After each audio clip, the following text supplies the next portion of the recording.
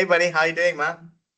Good, good. It's been interesting, let's say, since our last recording till today. Yeah. How have you So been?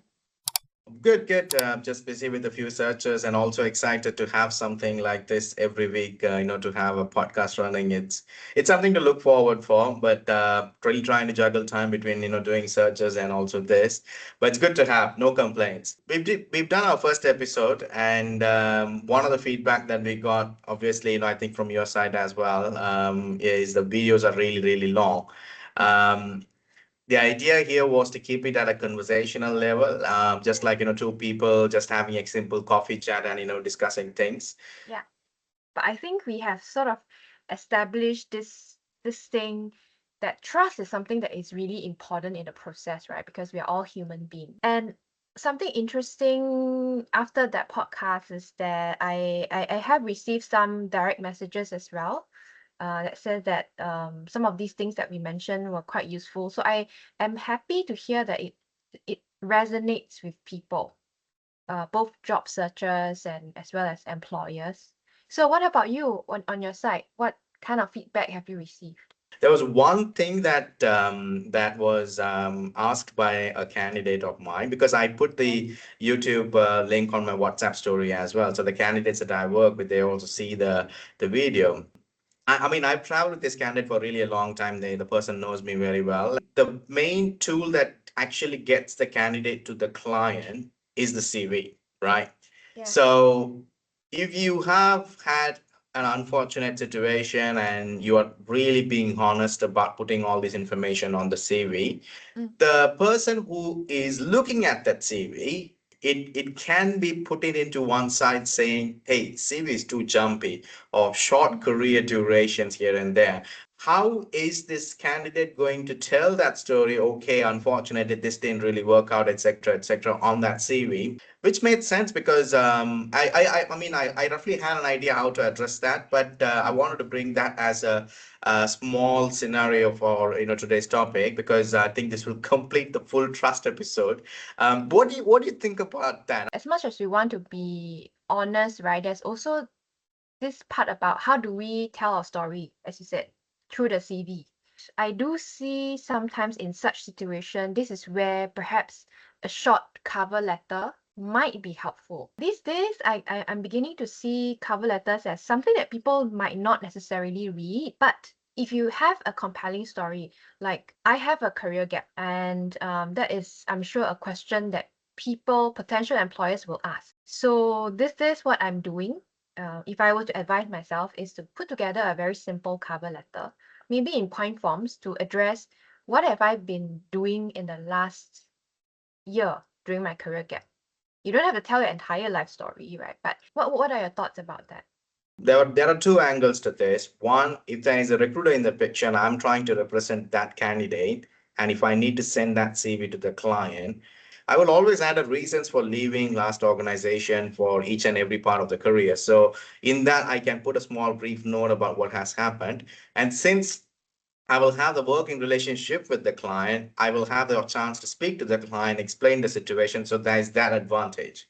Mm. But if the candidate is on their own, you are right. A cover letter could help explain the story. Sometimes, cover letters don't really make any sense because it tells the same story that the CV is also selling. Graduated, Exactly. blah, blah, blah, this many years of experience in this. It's the same thing that the CV is also saying, right? But Yeah. instead, if the cover letter can be a little bit more of a honest write up from the candidate, clearly highlighting, these are some of the areas that I have covered.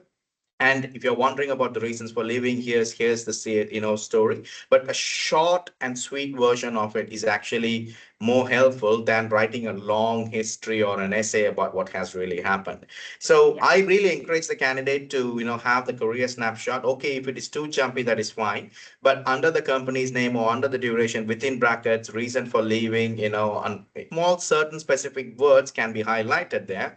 Anything you want to add on that? Oh, I think nothing much to add, but just highlighting some of the things that you have said, which is don't tell your entire life story in the cover letter or repeat everything that you have said in your CV in the cover letter, because we all know that everybody's busy. Everybody has limited attention, so explain things in your cover letter that you wouldn't get a chance to explain, let's say in your CV. Keep it short and sweet. Still keep it formal and polite, right? It's still a job application process, but how can we be more real, more interesting in that cover letter rather than keeping to the typical structure of what a cover letter should be? Because that's kind of Yeah, boring, right? yeah. All right, Matt. So let's get into today's topic. Do Yeah. you want to run down what we are going to talk about today? Yeah, so I thought since we were talking about behind the hiring curtain and we were talking about trust, how I came up with this is because you wrote an article or you wrote a post sometime back on LinkedIn about this very favorite three letters of employers that you get, which Uh, is KIV. So I thought today maybe we could talk about some of these words, these commonly used words by employers when, let's say, rejecting candidate and what it really means.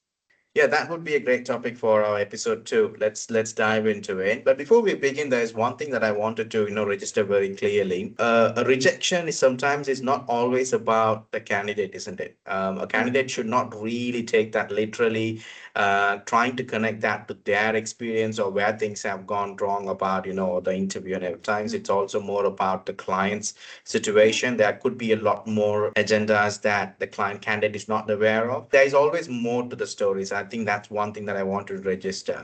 That being said, let's just get into the topic. So, which one do you want to start? I think you already said the golden three words, KIV. It's always yeah. that's the most common one.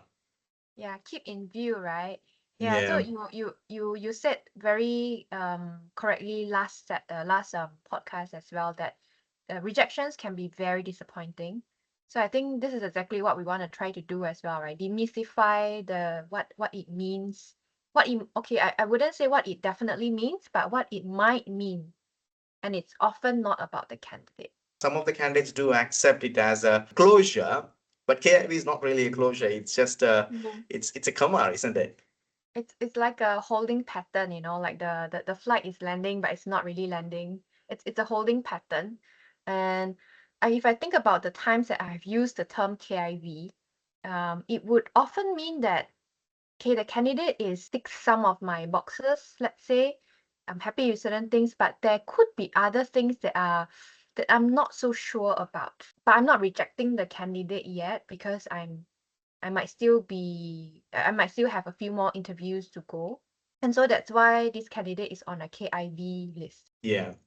KIV could also mean more towards, cultural fit or team chemistry. Because if it's a leadership role, or if it's a role where this person is going to work alongside with the team, obviously there's a team chemistry which internally the HR or the senior leader there will know what's that chemistry all about.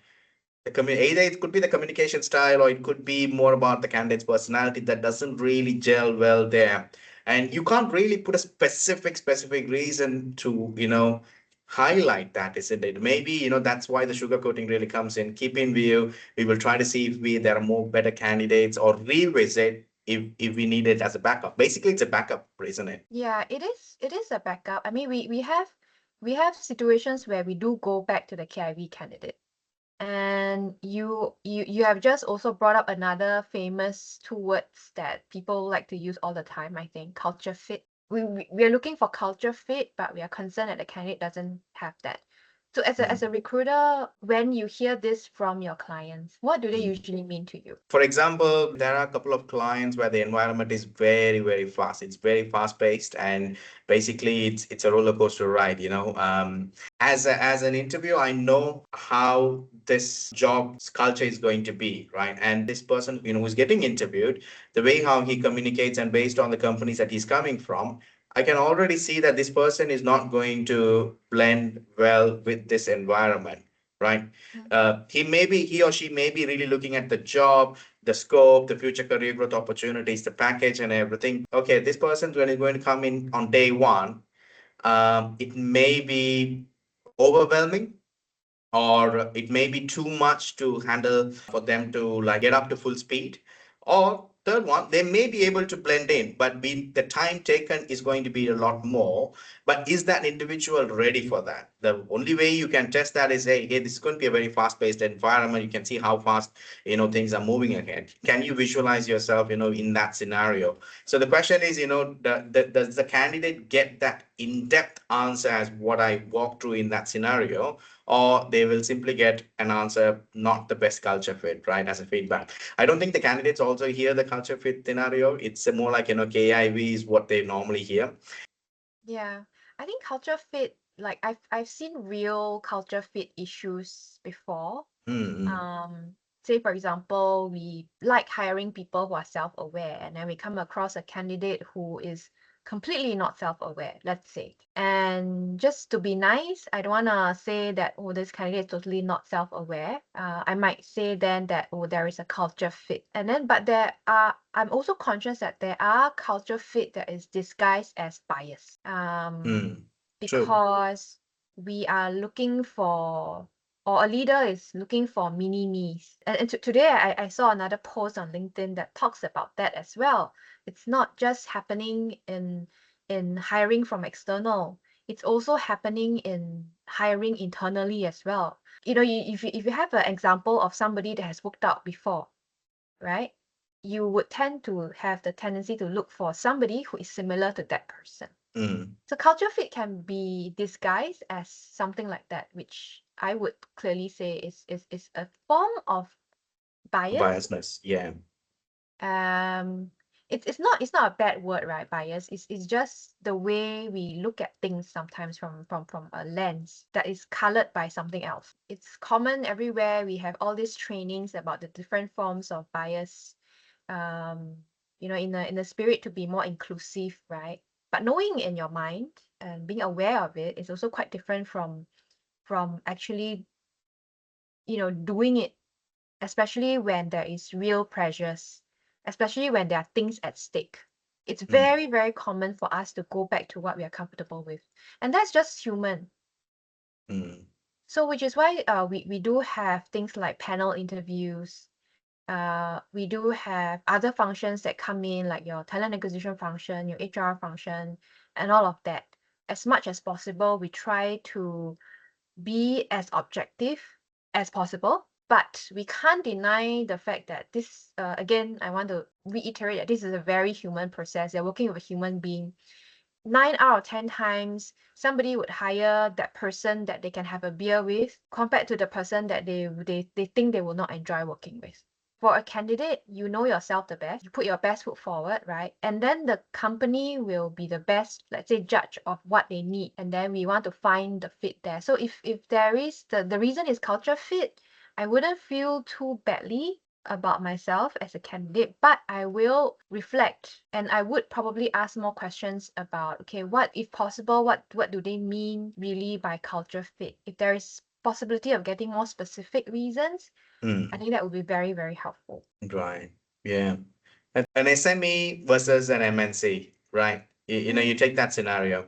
An yeah. SME or even a small startup, you tend to wear multiple hats and you're pretty much, a big fish in a small pond.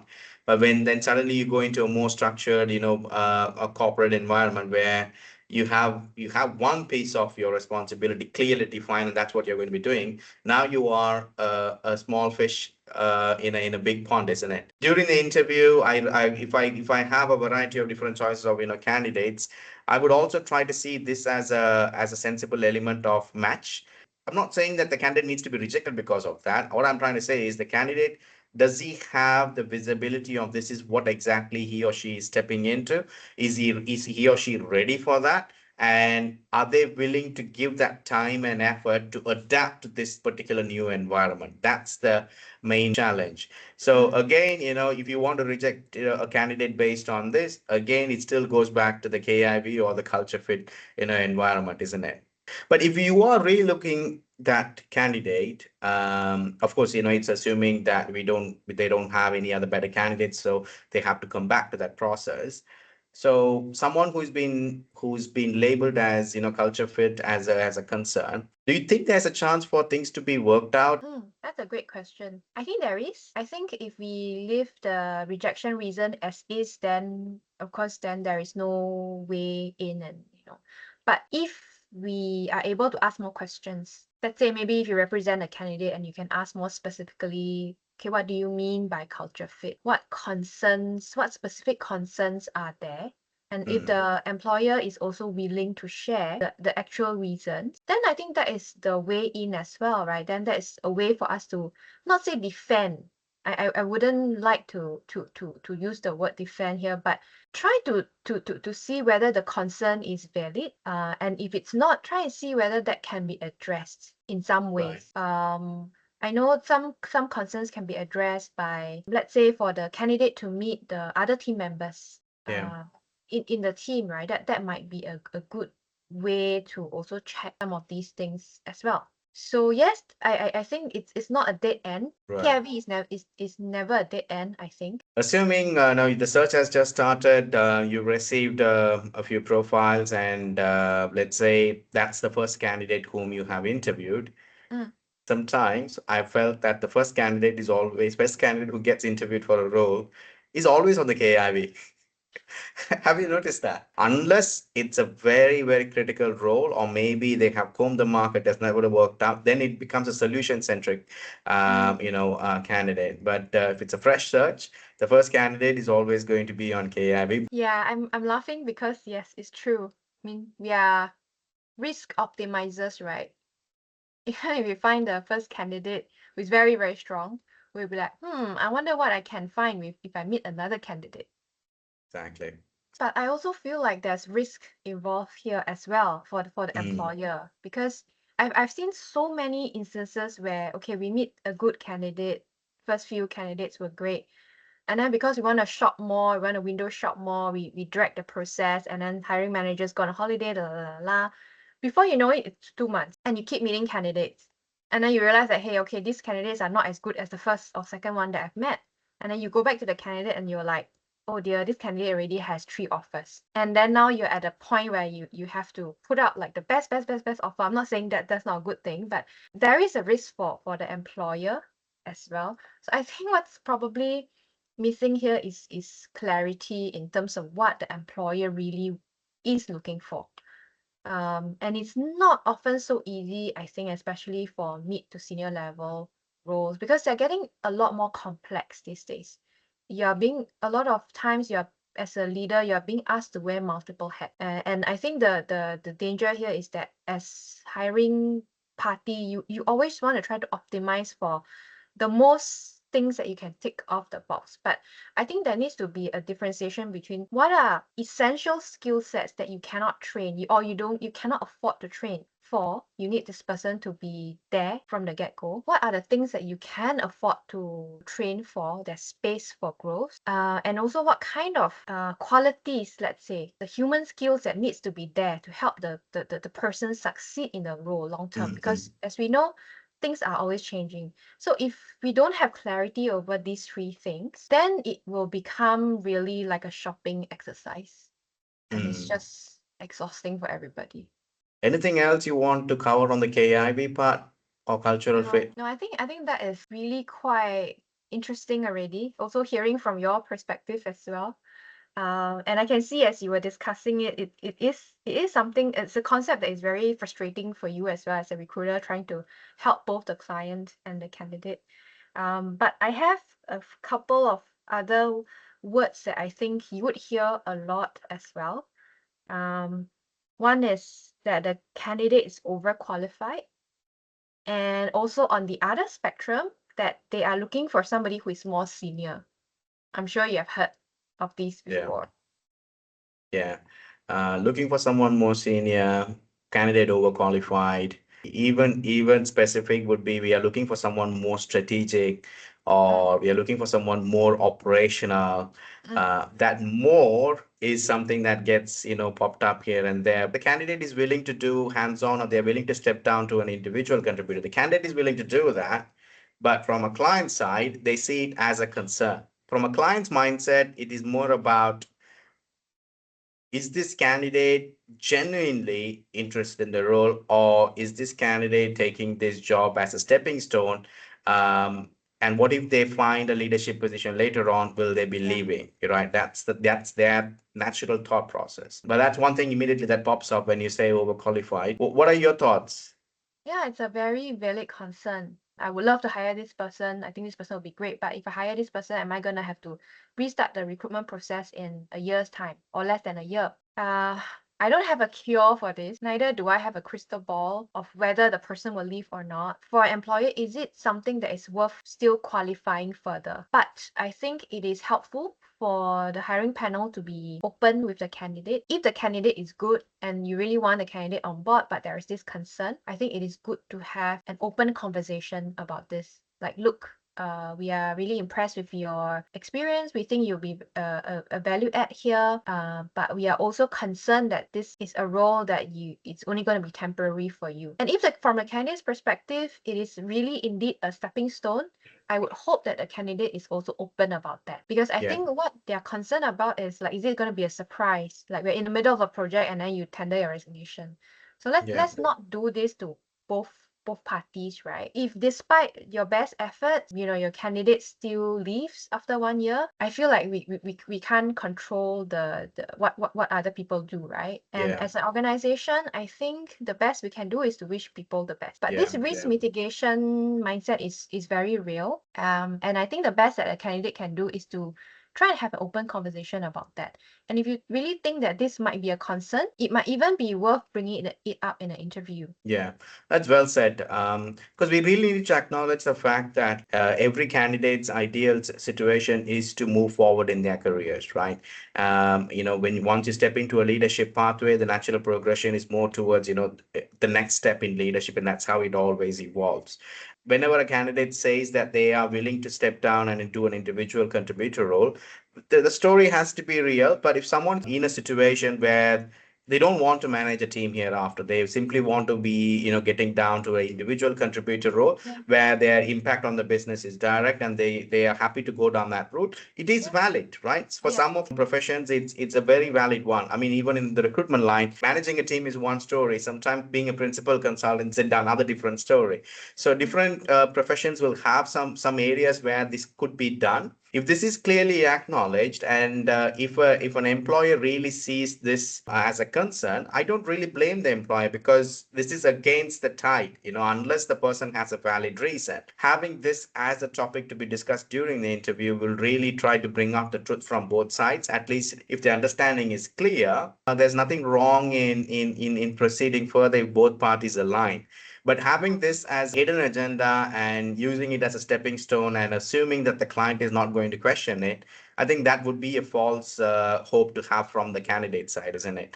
It's Mhm. like the elephant in the room. Let's just address it. Simple as that. So on the overqualified topic, right? I think from an employer's perspective, I also want to be conscious about that term, because sometimes it can also mean other things that could introduce bias into the whole Mm, recruitment process. For example, if the job ad says I'm looking for somebody with 5 years experience, and this person comes in with 10 years experience, and you're rejecting the candidate because this person has 10 years experience. On the surface, it doesn't really make sense, right? Somebody with more experience should do better than somebody with less experience. But it could be a hidden thing, unsaid, something unsaid. It could be age as well. It is not an appropriate measure in any recruitment process, and I do not like this as a measure. But I think this also applies to things like culture fit, right? Like,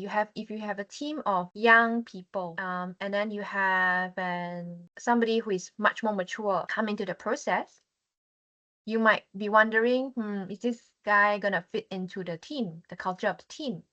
And then you might decide to say, okay, this guy is overqualified. And I think it works both ways as well. You could have a team that is very, very mature, and then you suddenly have this young person comes in who could be very capable of doing the job. But you are also wondering, okay, is there culture fit? There's also this thing where they say, okay, this person might be underqualified. So I would be very as an employer, I think I would be very conscious to also ask myself this question: what does it really mean? Or what, when the hiring manager comes and say this person is overqualified, underqualified, what does it really mean? I think really understanding what it is would really help us to clarify. Is it something that we can clarify with the candidate? Is it something we can remedy? Is it all our imagination, assumptions? Yeah. Or is there something valid there, a valid concern that we cannot resolve at this point?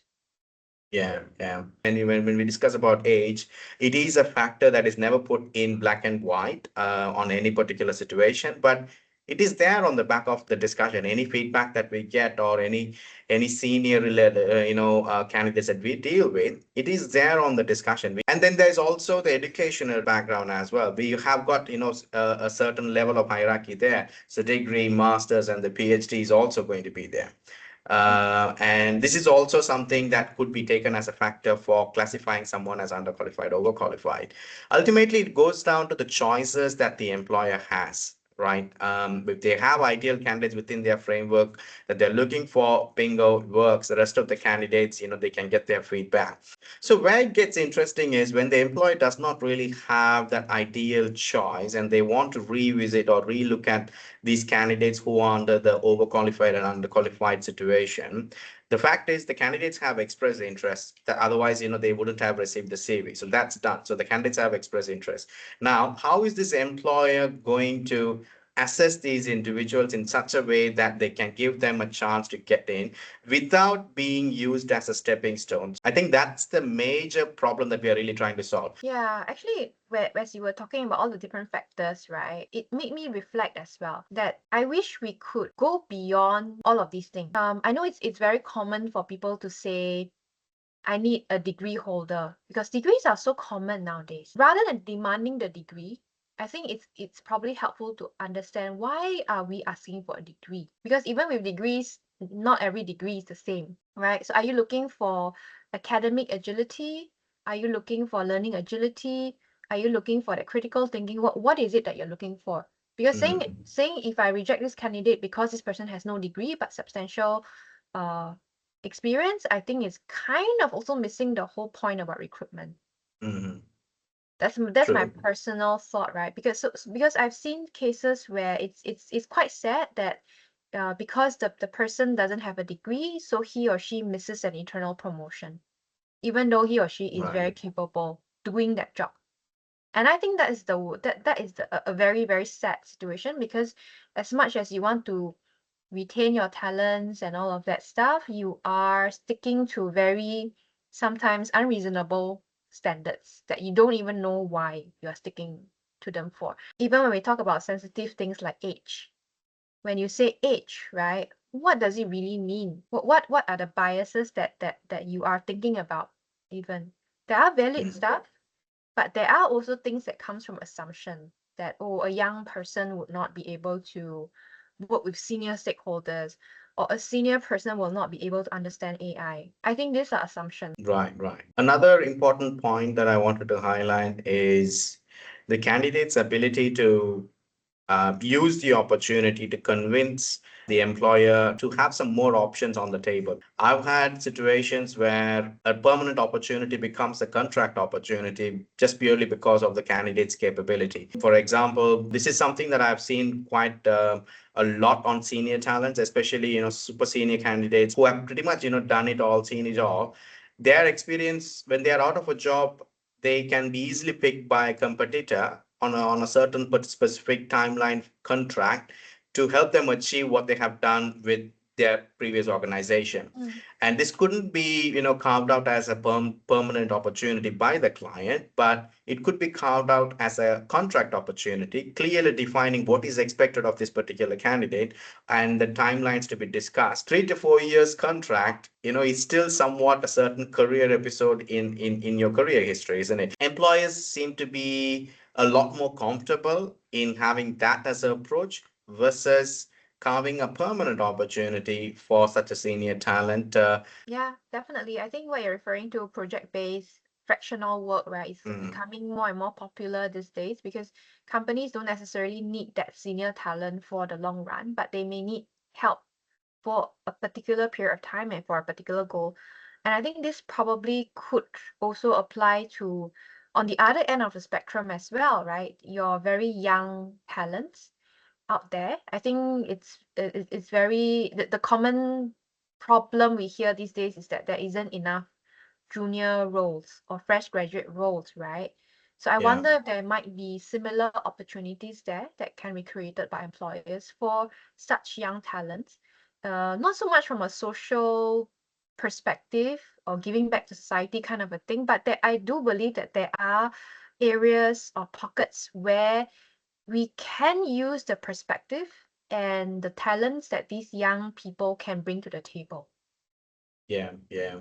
When it comes to underqualification, from my own experience and my perspective, I think it is a genuine feedback. And if they feel that the job demands a little bit more of a bandwidth, and if the candidate doesn't have that, that's for me, it's a closure as well. Again, it's a closure, and that candidate is a rejection.